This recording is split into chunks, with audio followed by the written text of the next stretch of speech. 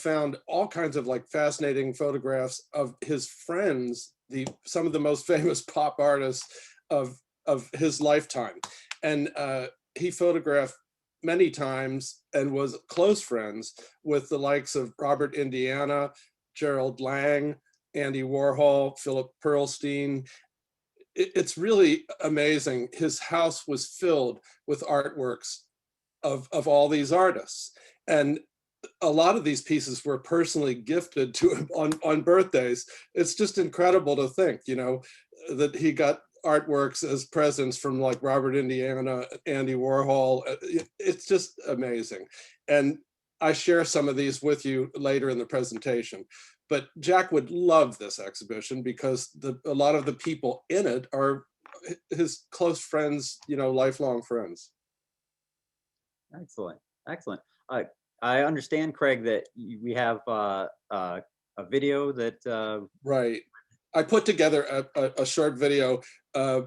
Actually, you're going to see two short videos that I put together. But the first one is to explain and show how I came to know Jack Mitchell, and then a brief overview of his life and career. Okay, why don't we show that right now? Let me go ahead and get that up.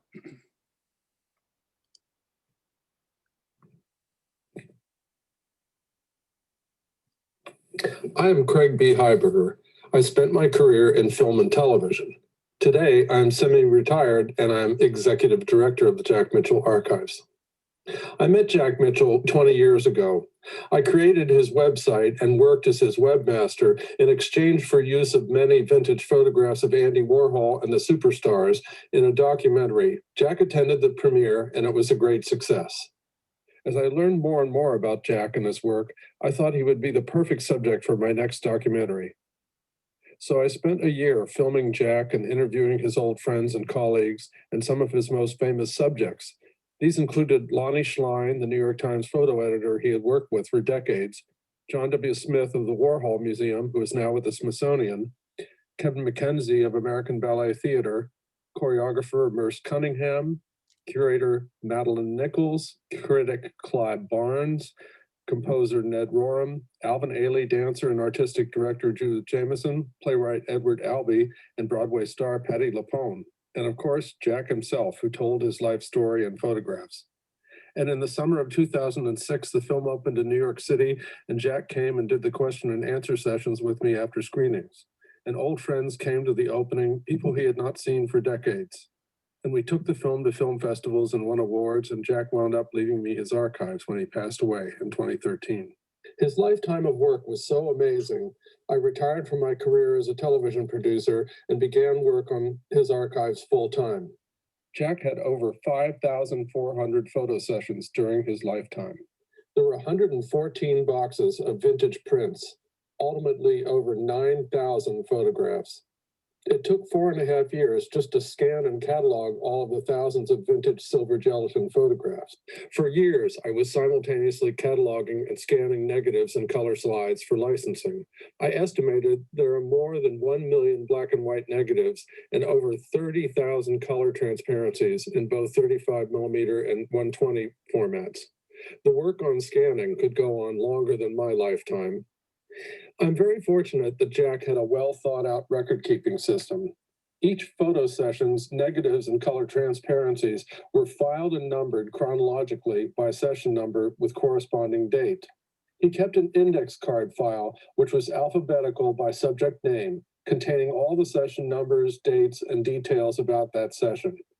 Many people who inherit photographers' archives are not so lucky.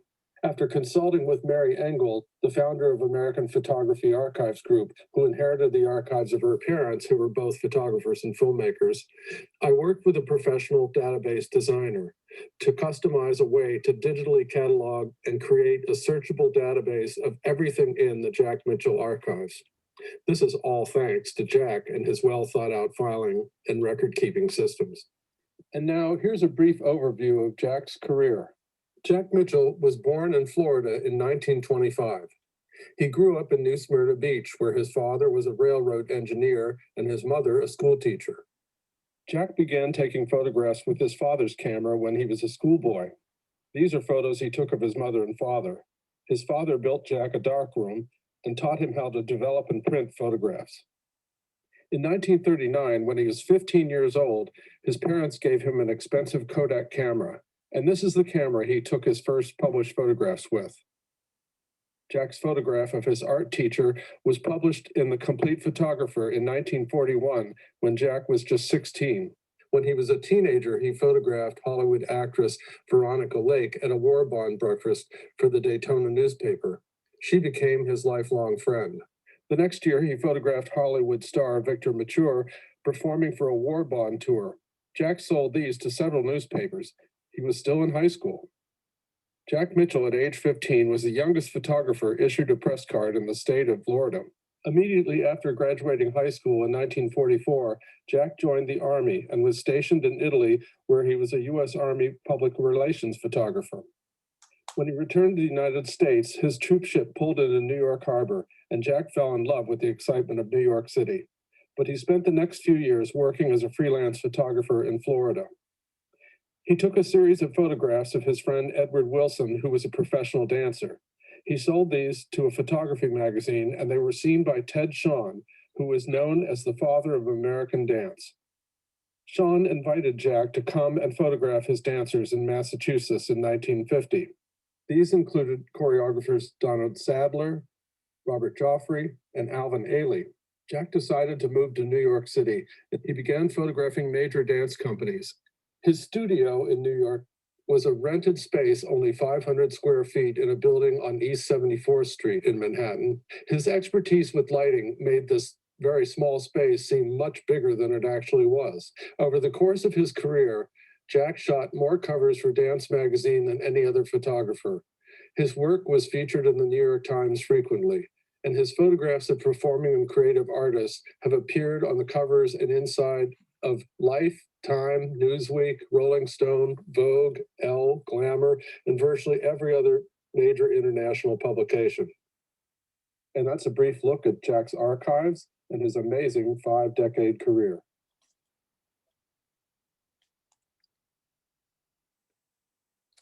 Hi. Awesome. Peter, I think you need to unmute. There we Sorry go. about that. That was great, Craig. I remember when David and I came to see you at the archives when we were working on the Harlem Hollywood Broadway show. I was so impressed with how organized your archives are, and it was great that Jack gave you a head start in the organization. But I'm really kind of blown away by the amount of content that you have in the archives. Over 1 million black and white negatives.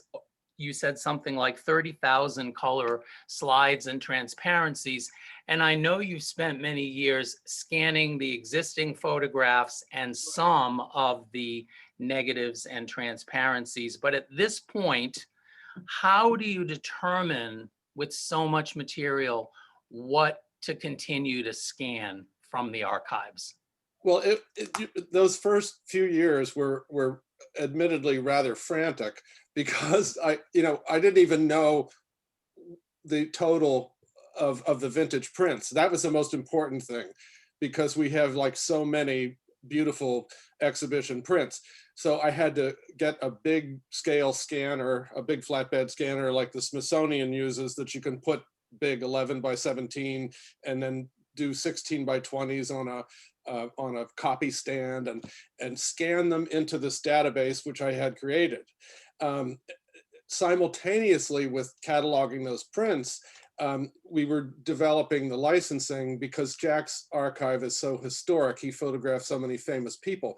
So I decided to sign with Getty Images, which is like the world's largest photo licensing agency.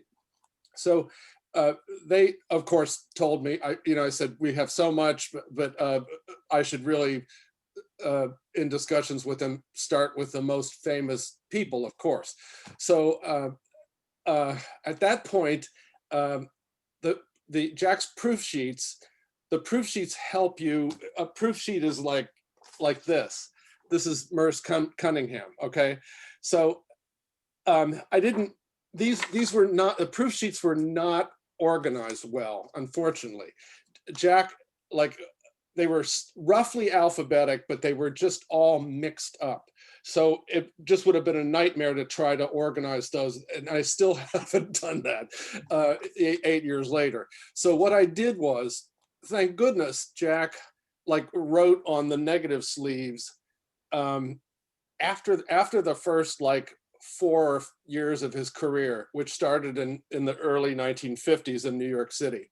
He wrote on later who the subject was, the session number, and then which negatives he selected or printed. Okay, so those are the ones that I went through. I would find like Rudolf Nureyev or Arnold Schwarzenegger or Leontine Price, and I would just go through and I would just scan, like, say, the 3 or 4 that were his selects, his best. Okay, but later on, I found, that I went through the proof sheets and I found the proof sheets of the most famous subjects, which I had already done his selects from the negative sleeves. And when you have the proof sheets, you can look there and you can see that he took like maybe 300, he took like 10 rolls of film at a session. So that's like 36, it's like 300 some black and white, and then he shot some color slides, color transparencies too. So then when I had time and I could actually easily look at the proofs, which are, negatives are like, you have to scan negatives to make them positives to see. The proofs were very valuable to me later on in these last few years, to go back and look and see there's some stunning, portraits, totally different shots. Like I had done, like, for instance, I did the original 4 of Alfred Hitchcock. But then when I went back to the Alfred Hitchcock proof sheets, I found all these other great shots. And the same thing with famous artists like Salvador Dali and so on. And what I'm getting into now, which is kind of fascinating, is, like I said, the first like maybe 4 years of his career in New York, he didn't write on, here are the negative sleeves of some of the earliest sessions from like 1950s, and he wrote nothing on them other than the session number. Now there are file cards, 3x5 file cards, but they're alphabetically filed. So what I'm going to do next, which will be really fun and interesting, is go through, they're like 6,000 3x5 cards. I have to go through them all, they're alphabetical, and write down who the subject is of, like, session 139, because I don't know. So that'll take quite some time. That's quite a big project. So that'll be fun, and I'm looking forward to it. But I find some incredible stuff, like I found that he photographed for Ballroom Dance magazine in the early 1950s.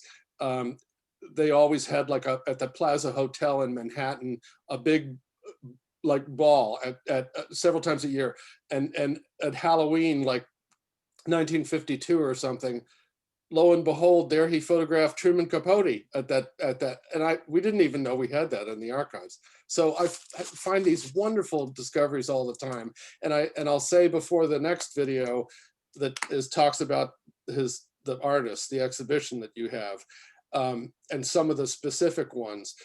One of the greatest thrills was, I knew Jack had talked personally, and when I did the documentary about Jack, he told me the stories about the artists that he was friends with, and he took me around his house, he and Bob, many times, and showed me the art and talked about it, and it was fascinating.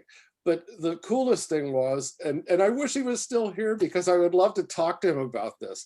I'd go through and I find in the archives, when I get to it, his personal photographs of parties that he gave.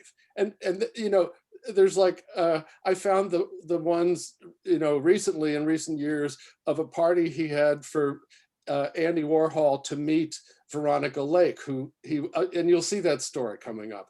But it's all these wonderful personal slides of his vacationing, like at Gerald Lang's castle in Scotland. I mean, he led a wonderful, thrilling life, and having the archives is like having a time machine and looking back into another person's life. And I love Jack, so it's a thrill for me to have this and do it. And I'd love to share it with you.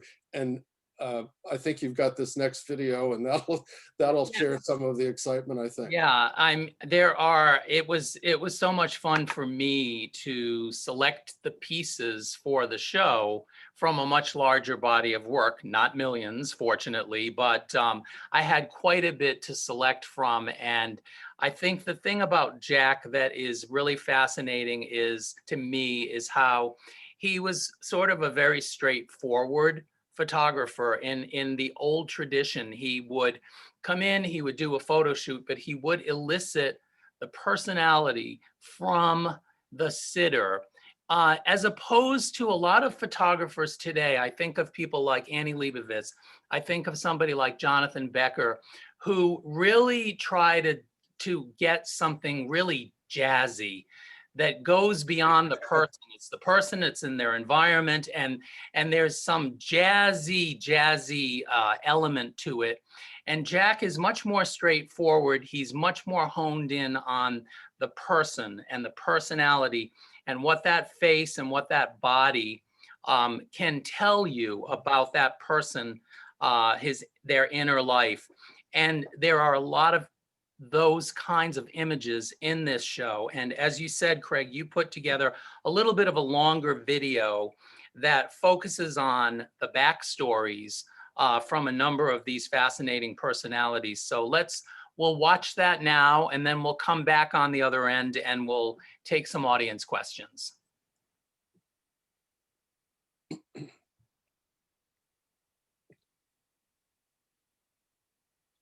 Jack Mitchell loved photographing artists and became personal friends with many of them in New York.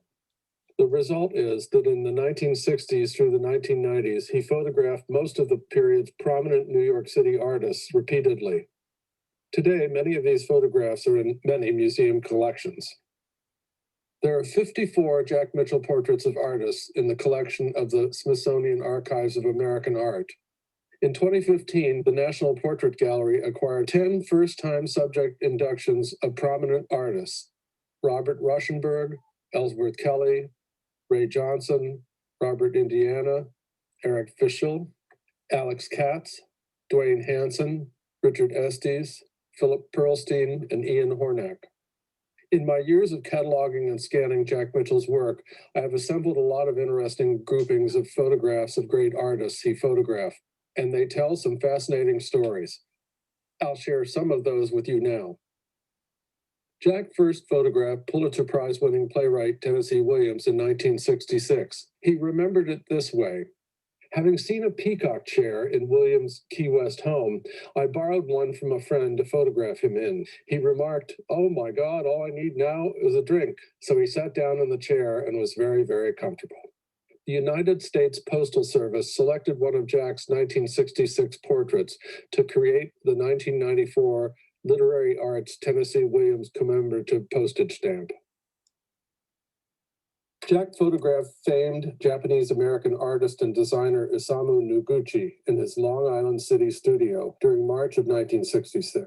Known for his monumental works, the sculptor also created dramatic sets and costumes for the Martha Graham Dance Company's dances based on ancient Greek legends. Jack frequently photographed Martha Graham and her dance company performances. These are sets designed by Isamu Noguchi. This is his setting for Martha Graham's 1962 premiere performance of A Look at Lightning. This is Graham's Phaedra in 1965. Witch of Endor, also 1965. Here are 3 new ballet settings Noguchi designed for Graham in 1967. And this is Noguchi's setting for A Time of Snow in 1968. In 1968, Jack had a wonderful assignment for multiple publications. They flew him to Venice, Italy for the famous Biennale, the large international art exhibition held every 2 years, to photograph sculptor Marisol and her art. Marisol Escobar was a Venezuelan-American sculptor born in Paris who lived and worked in New York City, and she was a close friend of Jack Mitchell. Marisol's sculptures represented Venezuela at the 1968 Venice Biennale. Marisol insisted that Jack photograph all of her art for the book Marisol, which was being published by Mobil Oil of Latin America as a special corporate Christmas gift. Here are Jack's photographs of some of Marisol's sculptures of celebrities of the 1960s. Hugh Hefner, John Wayne, the Kennedy family, LBJ with Lady Bird, Linda Bird, and Lucy Bird, the British royal family, and of course the Corgi. And this is Marisol's self-portrait. Jack remembered this as a wonderful assignment, allowing for long, leisurely mornings, boating and sunning with Marisol, and long art gossiping lunches at Harry's bar. The personable and vivacious American sculptor Beverly Pepper joined the party. A great trip indeed. Jack photographed famed sculptor Louise Nevelson in 1973. He remembered that he arrived at her studio, and when she opened the door and saw him with his camera equipment, she exclaimed, "Oh my God, I forgot about it." But in minutes, she reappeared in full-length chinchilla coat, cowboy hat, squash blossom, the whole regalia, and Louise loved the pictures. 10 years later, Jack photographed Louise Nevelson again in color. Another wonderful set of portraits. In 1975, Jack photographed conductor Sarah Caldwell and writer and Ms. Magazine publisher Gloria Steinem for the New York Times. He also took solo portraits of Sarah Caldwell, and here is a very interesting example of Jack's old school retouching skill, showing how he removed the bags under her eyes. Here is a similar example of retouching before and after of actress Lauren Bacall to eradicate her crow's feet and soften lines in her brow. This is a 1965 portrait. In those pre-Photoshop days, this work had to be done with magnifying glasses using tiny paintbrushes and great skill at matching gray tones precisely. Painter James Rosenquist was a friend of Jack's, and he photographed him frequently over the years. These are from 1969. Here's an experimental series of photographs of Rosenquist releasing balloons against a black backdrop in Jack's studio in 1970. And here is Rosenquist in 1986, working in his home studio in Florida. This is the same studio that was completely destroyed in a fire in 2006. And here is another artist at work. This is singer Bette Midler performing very early in her career on stage during her Continental Baths tour in New York City in 1972. Bette had just released her debut studio album, The Divine Miss M. The album reached the top 10 on Billboard's album chart and was later awarded a platinum disc. The session included some interesting multiple exposures made with a multifaceted prism lens. Here are Jack's 1984 photographs of artist Keith Haring at work creating a huge original graffiti painting of barking dogs on Jack's seamless studio backdrop paper and posing for portraits in front of it. The painting was later used as a backdrop for a dance magazine cover of dancers Bill T. Jones and Artie Zane. 6 years later, when Haring died of AIDS at the age of 31, Jack remembered the backdrop and found it carefully rolled up in the back of his studio. He sold it to a New York gallery owner and made a large donation to the Foundation for AIDS Research in his memory. Jack photographed Andy Warhol many times in his Union Square studio in 1968, filming Women in Revolt in 1970, on stage at La Mama Experimental Theater Club with the cast of his play Pork in 1971. A young Harvey Fierstein was a member of the cast. Shopping for cosmetics with model and actress Jane Forth. Here you see artists James Rosenquist, George Siegel, and Andy Warhol holding his dachshund, Archie, with contemporary art collectors Robert and Ethel Scull, at the Skulls New York home in November 1973. At the Skulls, Jack also took this famous portrait of Andy holding his beloved Archie, and you see Warhol has relaxed and isn't putting on his famous artist mask.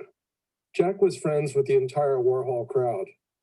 Here's a cocktail party Jack Mitchell threw for Andy Warhol and Paul Morrissey to meet his lifelong friend, Hollywood actress Veronica Lake. Warhol wanted to see if Veronica Lake might do to play the part of the washed-up actress in his next film, Heat, a modern reworking of Sunset Boulevard. That part ultimately went to Sylvia Miles. You can see Warhol let down his guard and really enjoyed himself here. Artist Robert Indiana was a great friend of Jack Mitchell's, and Jack took many photos over several decades of Indiana and his work, including many informal photographs of Robert and other artist friends at parties in his loft. These are from 1967. Indiana's partner was artist William Katz. Here they are with their cat in their Spring Street loft. These color shots are from a 1968 winter afternoon out with Jack.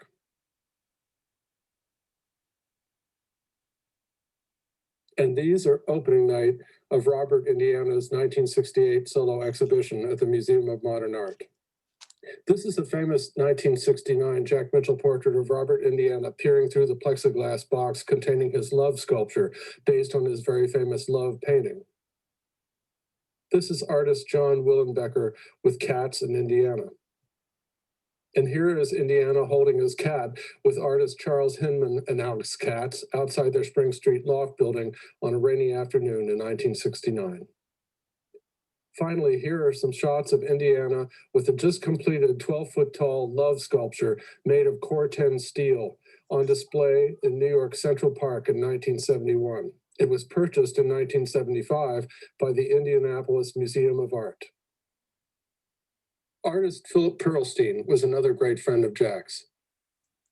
These are portraits Jack took in 1971.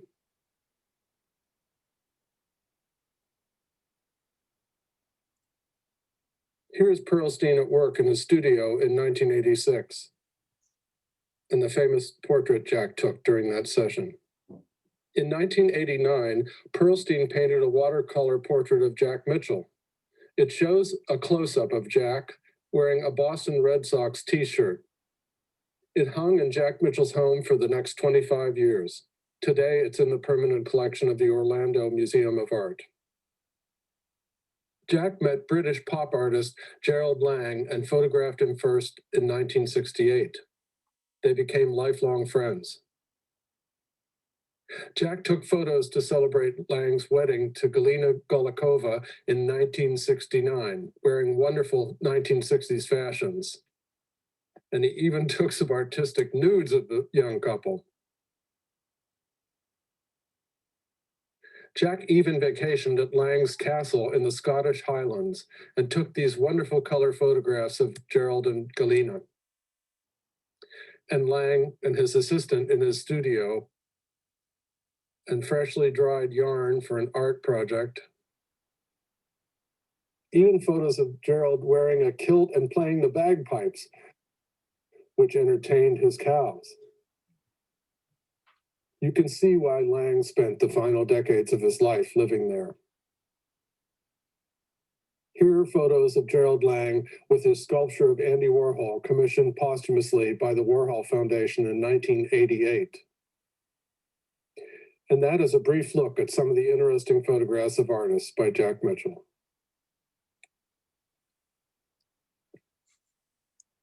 Great, that was fantastic. Yeah, it's amazing to see the different personalities and different ways that Jack captures those portraits in the pieces that are on display and the images that we just saw. I highly recommend everyone come down and see these in person because it really is a captivating show. Go ahead, Craig. It'll be very exciting for me to actually see an exhibition of this size, all framed beautifully and set up. I just can't wait because it's literally my favorite collection of his work are his portraits of artists, and you've really put something fabulous together. I can't wait to drive to Huntsville to see this. Well, we can't wait to have you down here either. I do have a couple of questions that have come in, so I'd like to take a minute to address these. Let's see, we're going to start with Carla, who asks, does the archive still have all the photos of the John Lennon and Yoko Ono sessions? And will it ever show the ones not selected by John and Yoko? That's an interesting question.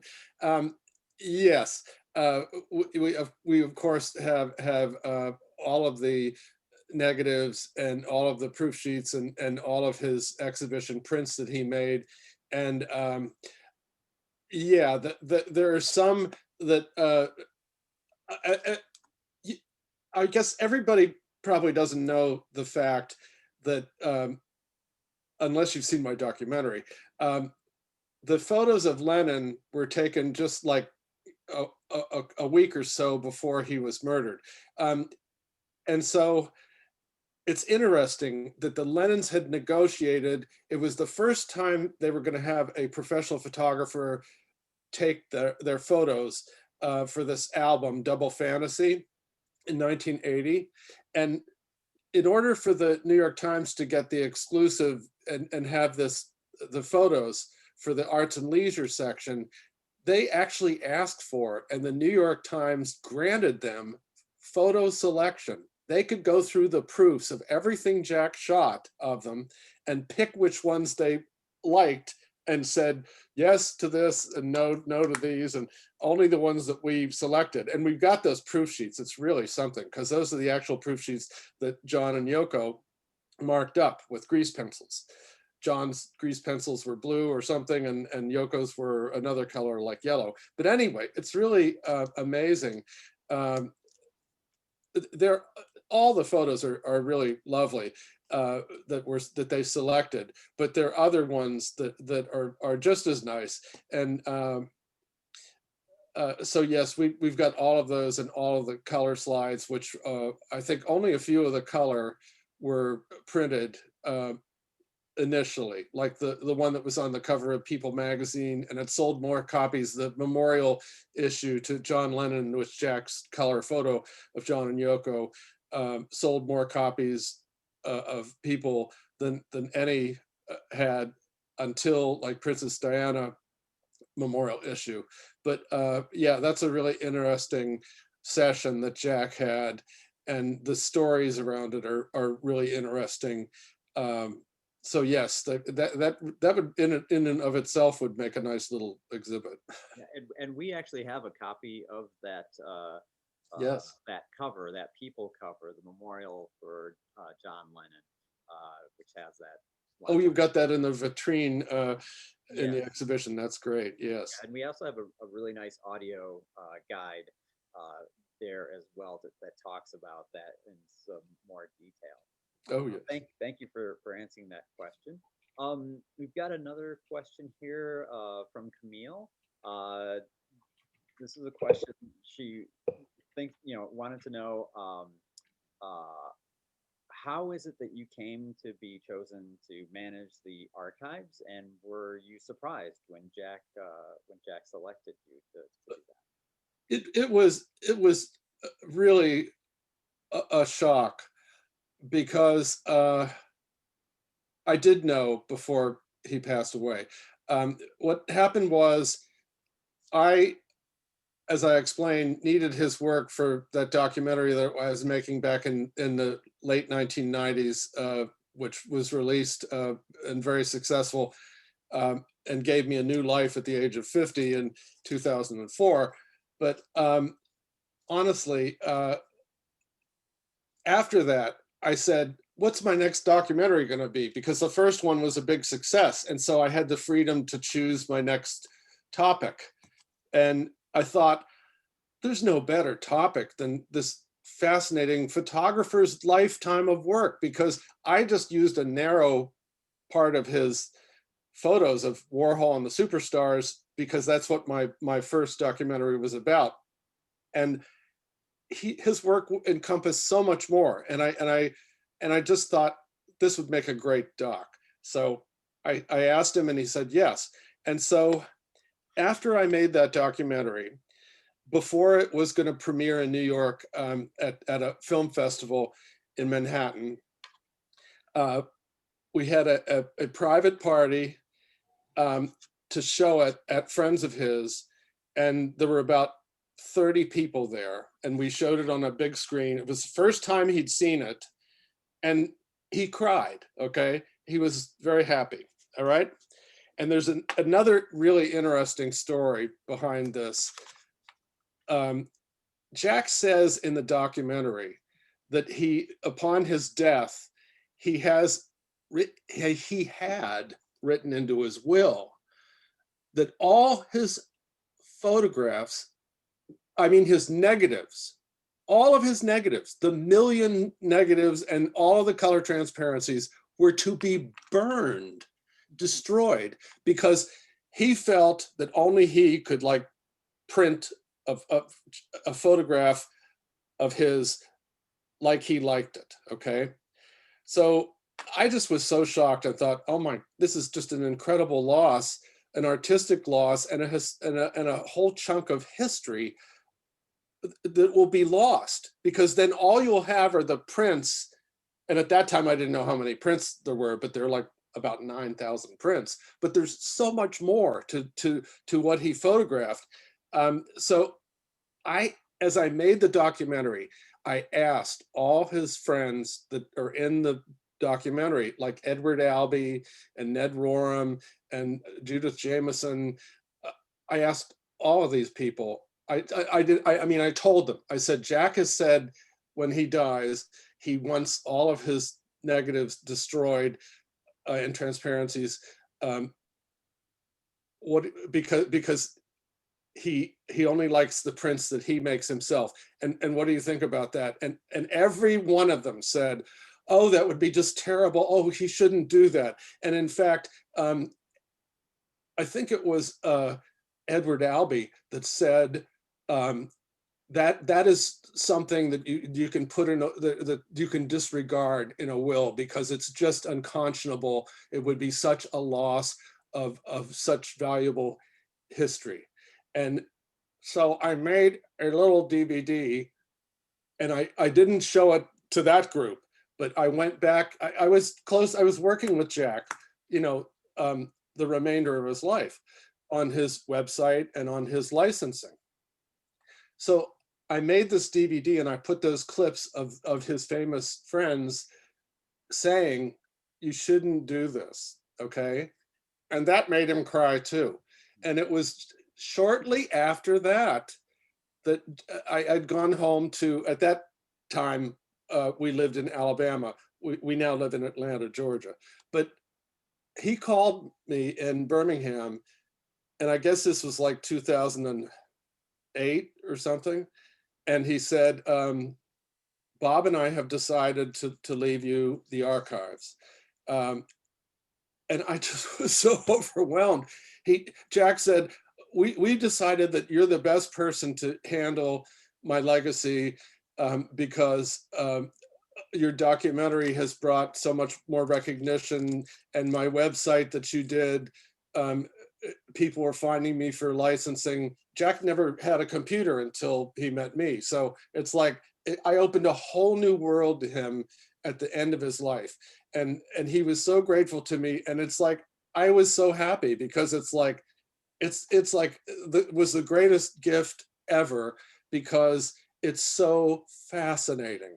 And I love Jack and I love his work, and he meant so much to my life and my career. The greatest pinnacle of my career was making Superstar in a House Dress with his photographs, and having a whole new, film deal, book deal, DVD deal, Netflix, Amazon. It changed. Jack Mitchell changed my life, and it's like one of these amazing meant to be things. Well, I think your commitment to that collection really changed, I think, Jack's life and his ability to carry on with, the ability to have all of these cultural and artistically significant images available after his. The next thing that we have to do is to find a forever home for the archives, because I know, it's like at this point in my life, I'm like what, 68. It's like you start to worry. It's like it's got to go somewhere and be preserved forever, because it's so amazing. There's so much to the archives, and somebody should have it forever, so that these beautiful photographs. And I told him this on his deathbed. I was with him when he died, and I told him that I promised him, I said, I will take care of your work and see that people love it, view it and love it forever. And I feel it's the most gratifying thing in my life to see exhibitions like this, because I am doing what I told him I would do. Great, that's fantastic. Well, I think we're just about out of time, and so I thank you so much for answering our questions and for putting together the presentations today. They've been fascinating to listen to watch, to see more of Jack Mitchell's incredible images. Please come down to the museum. And with that, I'm going to pass it off to Peter. Peter? Okay, Craig, I want to thank you again. I think you're inspirational. It takes a special person to dedicate so much time and effort and energy to a project like this. And I really applaud that and appreciate it, because you are preserving history. And what better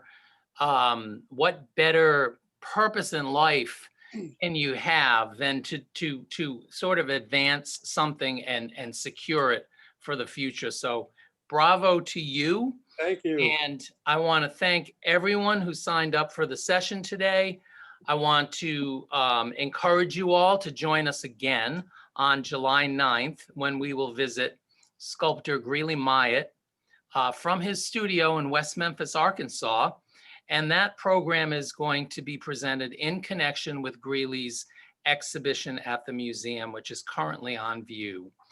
You can sign up for that session now by visiting the museum's website, hsvmuseum.org. And I want to encourage everybody to come and see the Jack Mitchell Artists Exhibition at the Huntsville Museum of Art. It is on view through August 8th, so there's plenty of time to come. It is really a fascinating exhibition. Again, thank you, Craig, and thanks everybody for joining us, and have a great rest of your day. Thank you. Thank you. Bye-bye. Bye.